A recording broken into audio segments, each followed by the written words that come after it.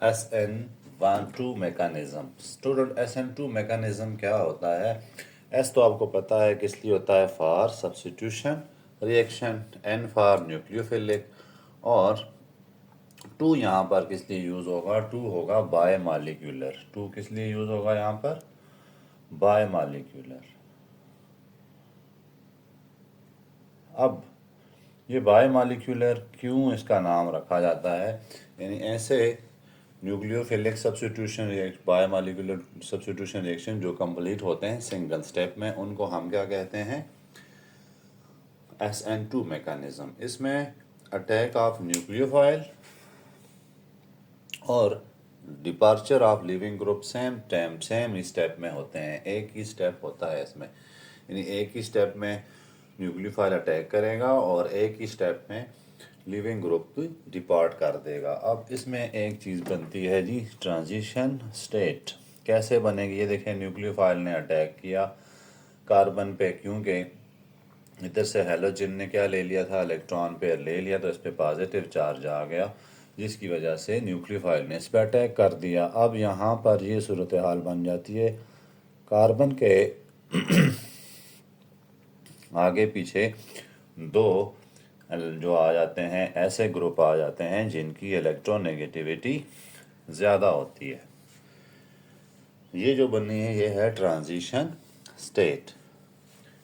ठीक है, अब इसमें क्या चक्कर चल जाता है जी, न्यूक्लियोफाइल, वैसे तो कार्बन के कितने इलेक्ट्रॉन होते हैं, चार होती है वैलेंसी, चार बॉन्ड बना सकता है, लेकिन यहाँ पे क्या हो रहा है, 1 2 3 4 5, 5 बॉन्ड आ गए। अब उसे किसी एक बॉन्ड को छोड़ना पड़ेगा।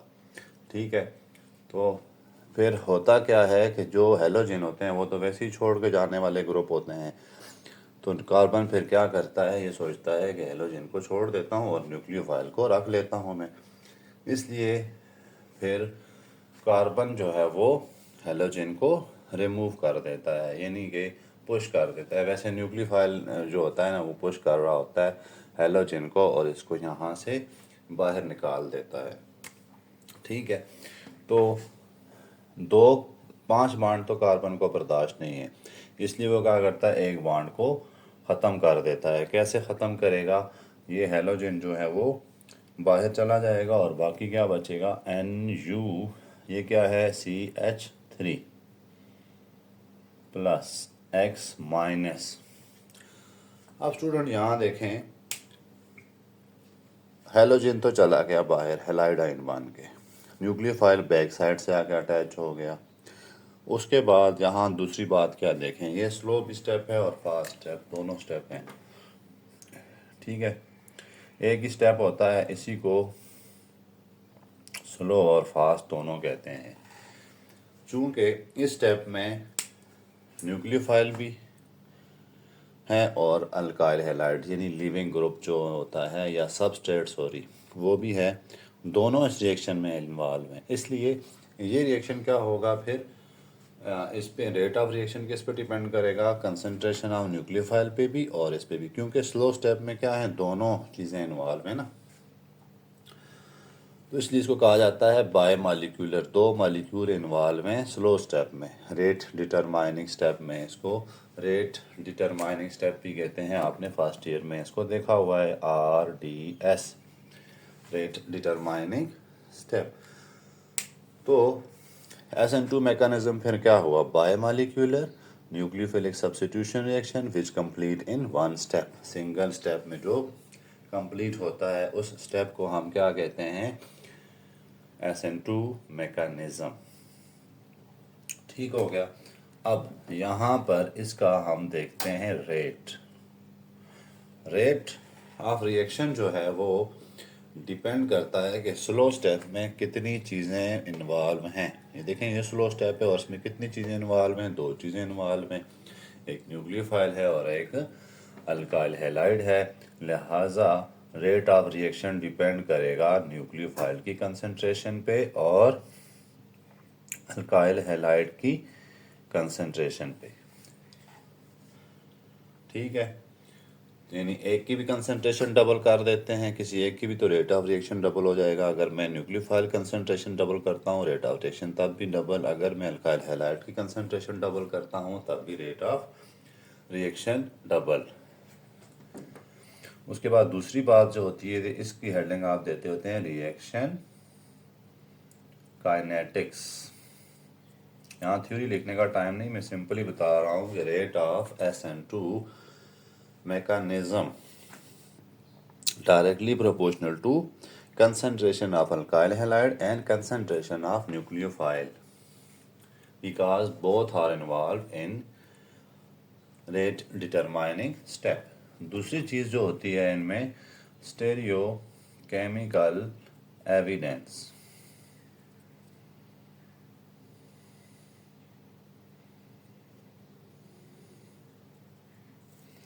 यानी इसमें जो अल्काइल हैलाइड था उसके देखें फ्रंट पे लगा हुआ था हैलोजेंस, रिएक्शन के बाद इसकी पोजीशन या इसकी जगह जो आता है उसकी पोजीशन क्या होगी। अब यहाँ देखें ये बैक से आया, अटैच भी कहाँ है, बैक पे है। ये जो इन्वर्जन जो है वो इसकी कॉन्फ़िगरेशन है वो इन्वर्जन होगी, 100% इन्वर्ट हो गया। ठीक है, तो 100% इन्वर्जन ऑफ कॉन्फ़िगरेशन। क्यों कहेंगे इसको ऐसा? क्योंकि जो न्यूक्लियोफाइल है वो हमेशा बैक से आता है। 100% inversion of configuration because sense कर देते हैं, sense nucleophile attack always attack from back side या from side opposite of leaving group. 2 sentence लिखना होता है टोटल, इन स्टेप्स में यही करना होता है और कोई काम भी नहीं करना आपसे। ठीक है, अगर हम इसकी मज़ीद एग्जांपल देते हैं तो उसके अलावा और क्या चीज़ होती है, फ्रंट से क्यों नहीं आता। ठीक है ना, कुछ चीज़ें आपसे पूछी जाएंगी, ये फ्रंट से क्यों नहीं आ सकता। देखें फ्रंट पे इसलिए नहीं आ सकता, यहाँ पे क्या लिखा है, हेलोजन है, तो न्यूक्लियोफाइल अगर फ्रंट से आएगा तो ये तो हिंड्रेंस करेगा यानी रेजिस्टेंस करेगा। तो हिंड्रेंस डायरेक्ट हिंड्रेंस होती है, इसलिए इसको बैक से आना पड़ता है, बेशक ये जितना भी स्ट्रांग क्यों ना हो। ठीक है, तो इस मेकानिज्म के लिए हमें स्ट्रांग न्यूक्लियोफाइल चाहिए होता है, लेकिन ये जितना भी स्ट्रांग क्यों ना हो इसको यहाँ इसकी वजह से हिंड्रेंस तो करनी पड़ेगी, क्योंकि इसको ये निकालने आ रहा है, एक ने जाना है तो एक ने जाना ही होता है। इसके अलावा आपके पास हमारे पास आ जाते हैं नेक्स्ट चीज़ें आ जाती हैं जी, कौन कौन से फैक्टर्स हैं जो डिसाइड करेंगे SN1 होना है या SN2 होना है। ठीक है, अब यहाँ पर ये वाली चीज़ जो होती है ना, ये अनस्टेबल होती है, अनस्टेबल है। अनस्टेबल के केस में न्यूक्लियोफाइल हमेशा बैक से आता है और बैक पे ही अटैच होता है। बाकी अब हम देखते हैं कौन कौन से फैक्टर्स हैं जिनकी वजह से हम डिसाइड कर पाएंगे कि रेट जो है वो SN1 है या फिर SN2 है। आसान अल्फाज में SN1 और SN2 को हम कंपेयर करने जाएंगे। SN1 और SN2, चूँकि आप इन दोनों को पढ़ चुके हैं इसलिए आपके लिए डिफरेंशिएट करना कुछ इतना बड़ा मसला नहीं होगा।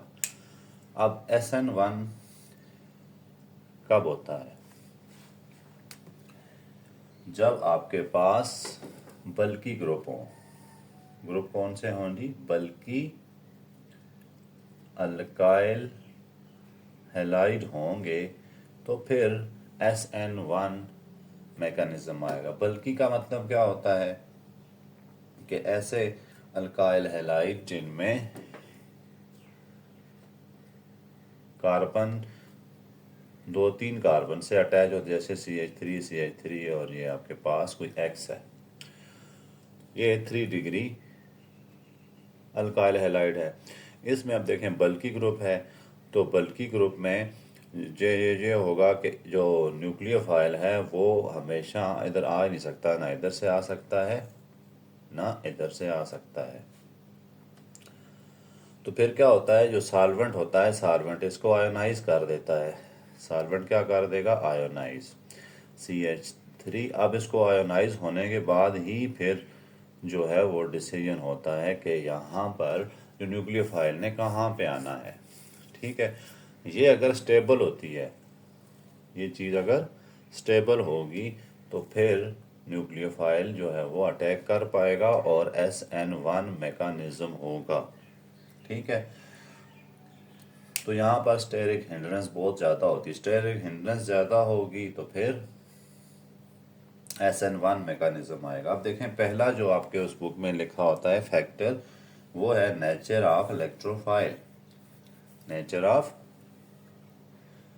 इलेक्ट्रोफाइल, ये इलेक्ट्रोफाइल होता है, इसकी नेचर देखनी पड़ती है। ठीक है, अगर ये 3rd डिग्री हुआ तो फिर SN1 मैकेनिज्म होता है। अगर 1 डिग्री है या फिर 2 डिग्री है, 1 डिग्री हुआ तो फिर जैसे CH3, CH2 और Cl है, ये 1 डिग्री है तो फिर SN2 मैकेनिज्म होगा, क्योंकि इस केस में स्टेरिक हिंड्रेंस कम होती है। न्यूक्लियोफाइल जो है वो एक ही स्टेप में आके अपना अटैचमेंट पूरी कर देता है। ठीक है, तो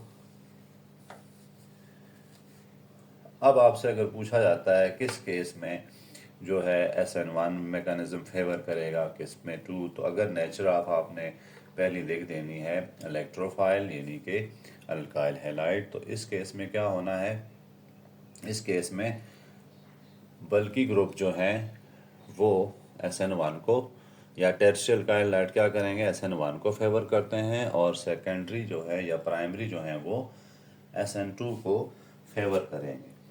ठीक हो गया, तो पहली चीज आ गई नेचर ऑफ इलेक्ट्रोफाइल।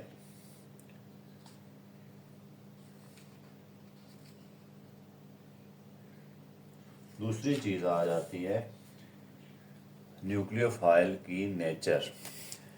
SN1 के लिए वीक न्यूक्लियोफाइल भी चल जाता है। जब न्यूक्लियोफाइल वीक हुआ, न्यूक्लियोफाइल वीक हुआ तो SN1 मैकेनिज्म होंगे। SN2 के लिए स्ट्रांग न्यूक्लियोफाइल चाहिए होगा, स्ट्रांग न्यूक्लियोफाइल।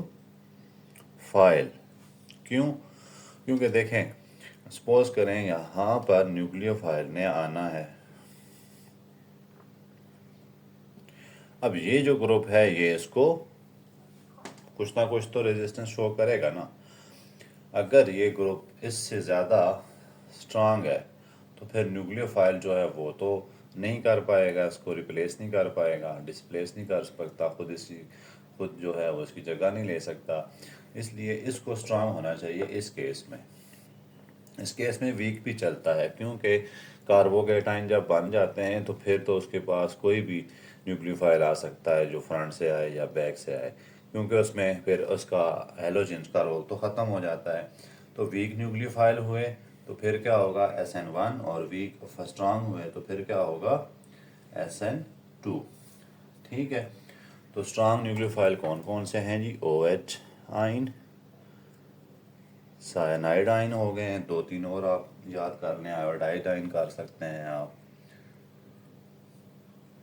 और स्ट्रांग में जो वीक हैं उसके लिए आपके पास CH3, OCH3 कर लें आप, ये आसान सा है कि नेक वीक होता है। अब आ जाते हैं, नेक्स्ट है नेचर ऑफ सॉल्वेंट। अब 2 तरह के सॉल्वेंट होते हैं। एक यहाँ पर पॉलीप्रोटिक सॉल्वेंट आपको चाहिए। पॉलीप्रोटिक का लफ्ज़ यूज़ हुआ है आपकी बुक में, पॉलीप्रोटिक सॉल्वेंट, यहाँ पर एप्रोटिक सॉल्वेंट।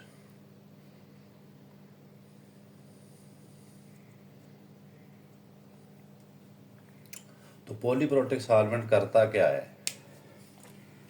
पॉलीप्रोटिक सॉल्वेंट हुआ तो आप समझ जाएं SN1, और अगर एप्रोटिक यानी कि जो नॉन पोलर हुआ तो फिर SN2। ये बेसिकली पोलर होता है। अब देखें, यहाँ पर क्या होना है, यहाँ पर जो पहला स्टेप है उसमें बन जाता है कार्बोकैटाइन, ठीक है। यहाँ पर सॉल्वेंट भी होता है, जो सॉल्वेंट ही इसको क्या कर रहा होता है, वो कार्बोकैटाइन में रहने देता है। अब CH3 प्लस आ गया, प्लस एक स्नाग। अब इसने दोबारा भी तो वापस इसके साथ जोड़ जाना होता है ना, जोड़ सकता है ना ये। तो सॉल्वेंट क्या करता है, वो इनको घेर देता है। सॉल्वेंट क्योंकि पोलर होता है ना, सॉल्वेंट पोलर यहाँ पे हमने लिखा हुआ है पॉलीप्रोटिक, तो पोलर सॉल्वेंट होते हैं। तो वो क्या करेंगे, इसको सराउंड कर लेंगे, जिसको सॉल्वेशन कहते हैं, जिसकी वजह से ये वापस इसके साथ अटैच नहीं होगा। इसलिए अगर पॉलीप्रोटिक सॉल्वेंट होता है, पोलर सॉल्वेंट होता है, तो फिर SN1 फेवर करेंगे, और अगर एप्रोटिक होता है तो फिर SN2 फेवर करेंगे, ठीक है। तो ये कुछ प्रोटिक सॉल्वेंट जो हैं वो क्या करते हैं, इसको स्टेबलाइज कर देंगे। क्या कर देंगे, स्टेबलाइज कैसे करते हैं, बाय सॉल्वेशन हैलाइडाइंस,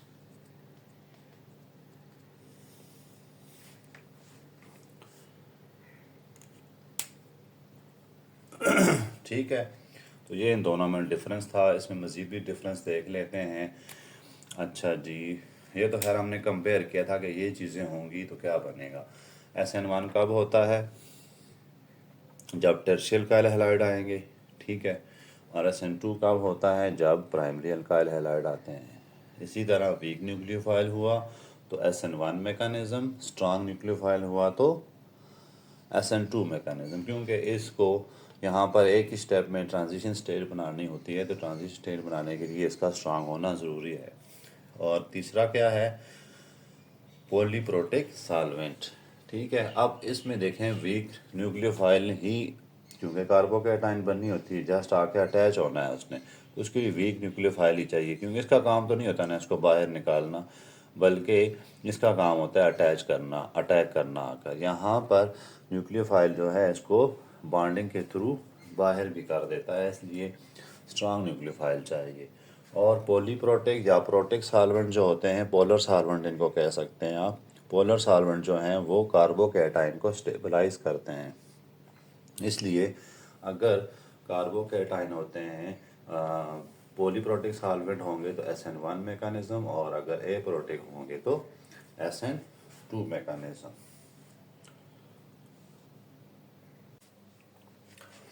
एलिमिनेशन रिएक्शंस की तरफ चलते हैं। हमने सब्स्टिट्यूशन रिएक्शन पढ़े थे और आज हम पढ़ते हैं एलिमिनेशन रिएक्शंस। एलिमिनेशन रिएक्शंस को करने से पहले आप देखें दो चीज़ें। एलिमिनेट का मतलब है रिमूव कर देना, ख़त्म कर देना, ठीक है। तो एलिमिनेशन रिएक्शन क्या होंगे, सपोज करें मैं अल्कीन लेता हूँ, CH2 double bond CH2 plus water, तो गौर करें तो यहाँ बन गया CH3 CH2 और OH, एडिशन हो गई। अगर मैं इसी को रिवर्स करके लिखता हूँ, CH3 CH2 OH CH और OH CH2H, ऐसे मैं लिख देता हूँ, ठीक है। तो CH3 लिख देता हूँ, CH2 एरो पे मैं लिख देता हूँ सल्फ्यूरिक एसिड। अब यहाँ पे क्या होगा, ये रिमूव हो जाएंगे, यहाँ पर OH की जगह मैं लिख देता हूँ Cl, ठीक है। तो यहाँ पर KOH लगा देता हूँ। अब ये दोनों चीज़ें क्या हो जाती हैं, रिमूव हो जाती हैं। तो क्या बन जाता है, CH2 डबल बॉन्ड CH2। यहाँ देखें एडिशन हुई, यहाँ पर क्या हुई, एलिमिनेशन हुई। तो एलिमिनेशन रिएक्शन जो है वो भी दो टाइप्स के होते हैं, SN1 और SN2 से मिलते जुलते ही हैं, लेकिन सब्स्टिट्यूशन में क्या होता था, एक ने आना था एक ने जाना था, ठीक है। न्यूक्लियोफाइल आता था तो अलग उसमें से लिविंग ग्रुप को जाना पड़ जाता था। अब हम E1 मैकेनिज्म को देखते हैं। जैसे हमने SN1 देखा था, सेम टू सेम वही होता है, ठीक है।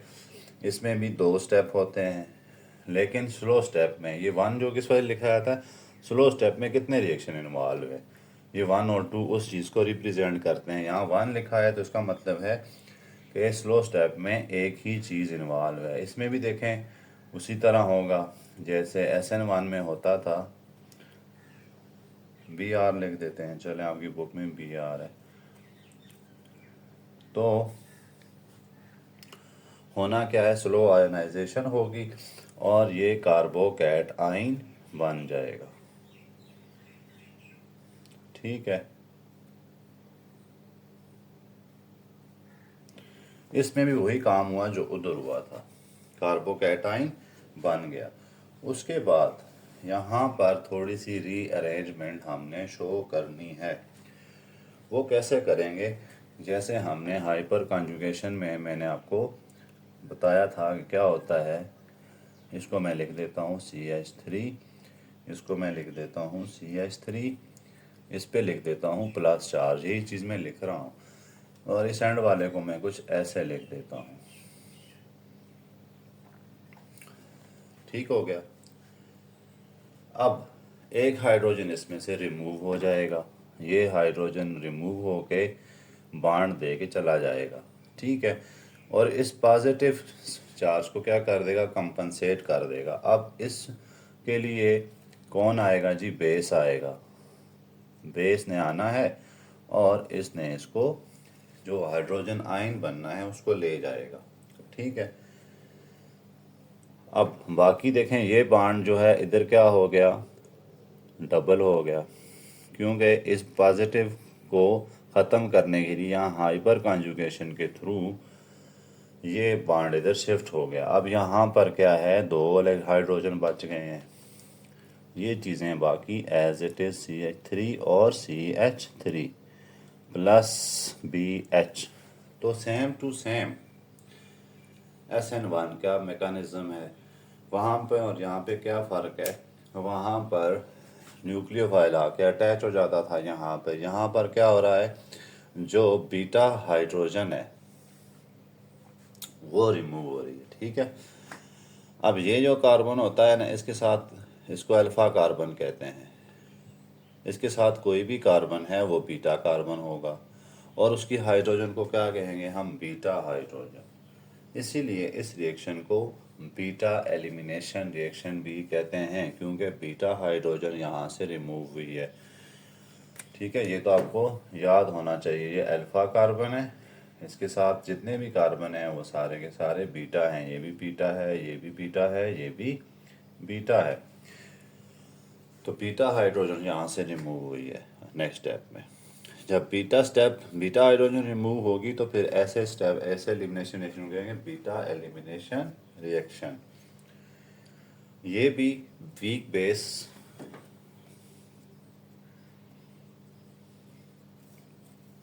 इसको फेवर करेगा, और दूसरा protic solvent. Protic mean polar solvent.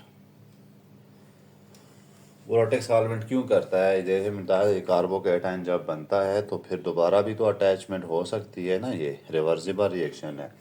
तो इस दोबारा अटैचमेंट को ख़त्म करने के लिए प्रोटिक सॉल्वेंट क्या करता है, कार्बोकैटायन को स्टेबल बनाता है। ये आपने बात याद रखनी है।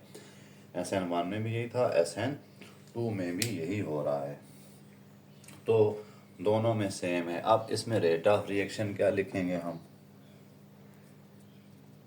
स्लो स्टेप ये वाला है जिसमें कार्बोकैटायन बनी है। तो रेट किसके डिपेंड करेगा, सबस्ट्रेट को कह देते हैं, जो भी सबस्ट्रेट यहाँ पे होगा। यहाँ तो अल्काइल हैलाइड ऑब्वियसली बात है, अल्काइल हैलाइड है तो rate of reaction depend on the concentration of alkyl halide.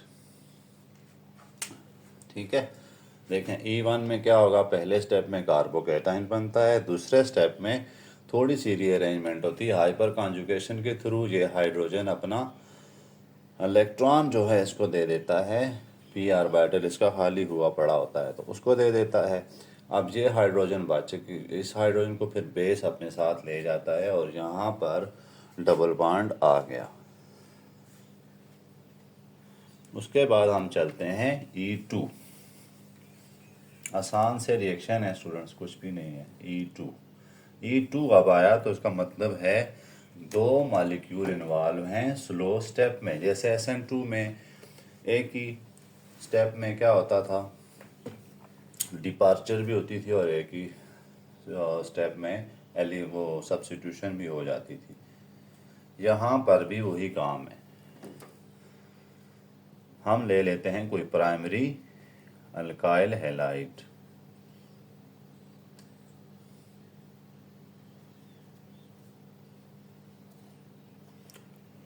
Double arrow नहीं डालते, ये आपके पास आ गया। पीछे से लिख देते हैं बेस, ये स्ट्रांग बेस होगा। यहाँ पर ये अपना बॉन्ड लेके जाने की कोशिश करेगा। एक चीज़ हो गई, इस पर चार्ज क्या आ जाएगा, पार्शियल पॉजिटिव। जैसे ही पार्शियल पॉजिटिव चार्ज आएगा, ये हाइड्रोजन अपना एक बॉन्ड इसको देगा और उसी टाइम पे ये भी इस पे अटैक कर देगा। ठीक है, अब यहाँ कितने काम हो रहे हैं देखें। बीटा हाइड्रोजन भी रिमूव हो रही है, ब्रोमाइड आयन भी रिमूव हो रहा है, और जो है वो एलिमिनेशन भी हो रही है। ठीक है, तो इसमें ट्रांजिशन स्टेट बनाने की ज़रूरत नहीं है, हमने सिर्फ लिख देना है CH2, ये हाइड्रोजन चला गया, CH2 डबल बॉन्ड CH2, ये दो बॉन्ड बन गए, plus BH plus bromide ion. ठीक है, HBr बनता है, पर इन्होंने ब्रोमाइड आयन शो किया हुआ है। अब स्टूडेंट यहाँ और भी गौर से कुछ चीज़ देखते हैं हम। एक तो ये यूनी मालिक्यूलर स्टेप है, एक स्टेप में दो बाय मालिक्यूलर है, क्योंकि स्लो स्टेप है और स्लो स्टेप में दो मालिक्यूल इन्वॉल्व हैं, बेस भी है और साथ में अल्काइल हैलाइड भी है। ठीक है, दोनों एक ही टाइम में एलिमिनेशन भी हो रही है और साथ में अटैचमेंट भी हो रही है, हाइड्रोजन भी रिमूव हो रही है। तो इसलिए इसमें रेट ऑफ रिएक्शन जो है वो क्या करेगा, डिपेंड कर डायरेक्टली प्रोपोर्शनल होगा कंसंट्रेशन ऑफ बेस और कंसंट्रेशन ऑफ सबस्ट्रेट।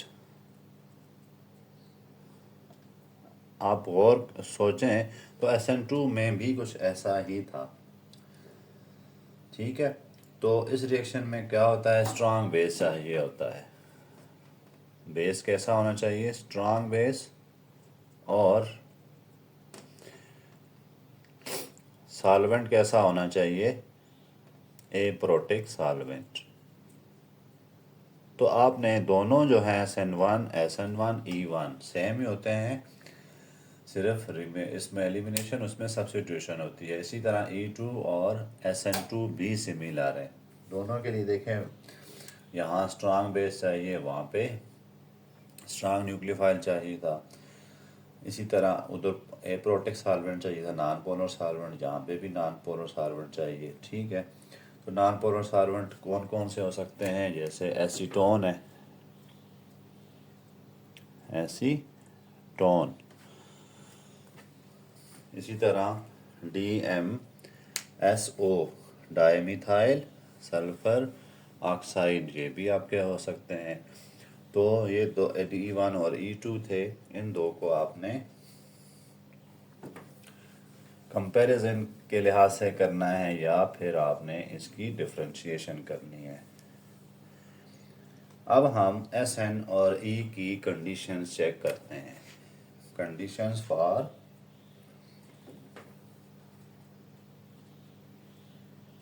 एलिमिनेशन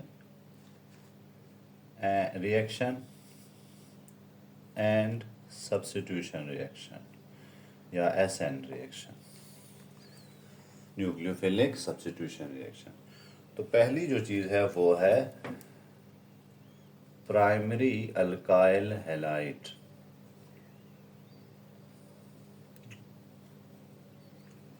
अब प्राइमरी अल्काइल हैलाइड होंगे तो क्या होता है, SN2 होगा और फिर E2 होगा।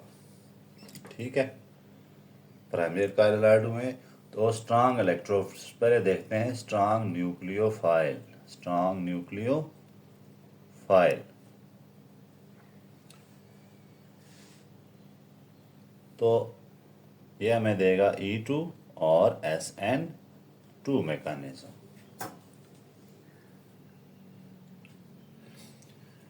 ठीक है, अब इसमें सॉरी न्यूक्लियोफाइल की स्ट्रेंथ डिपेंड नहीं करती है E2, और वो बाद में देखते हैं, दूसरी चीज़ होती है। दूसरी चीज़ आ जाती है secondary alkyl halide. Second degree जो होते हैं सेकेंडरी अल्काइल हैलाइड, हमने उसमें देखे हुए हैं सारा चीज़ें, मैंने पहले लेक्चर में प्राइमरी, सेकेंडरी और टर्शियरी अल्काइल हैलाइड आपको बताए थे। अब अगर सेकेंडरी अल्काइल हैलाइड आ जाते हैं, स्ट्रांग बेसिस चाहिए इसके लिए। एक तो स्ट्रांग बेस होना चाहिए और दूसरा स्ट्रांग न्यूक्लियोफाइल होना चाहिए। प्राइमरी और टर्शियरी की तो बात हो गई ना।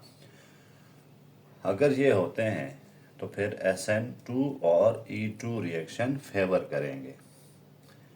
ठीक है, और अगर सेकेंडरी अल्काइल हैलाइड ही हैं और आ जाता है वीक बेस या फिर वीक न्यूक्लियोफाइल, तो फिर SN1 और E1 रिएक्शन फेवर होंगे। टर्शियरी अल्काइल हैलाइड, तीसरी चीज़ क्या है, tertiary alkyl halide, third degree. Tertiary alkyl halide के लिए हमें देखा था कार्बोकैटाइन बहुत स्ट्रांग बनती है, स्टेबल होती है वो उसमें।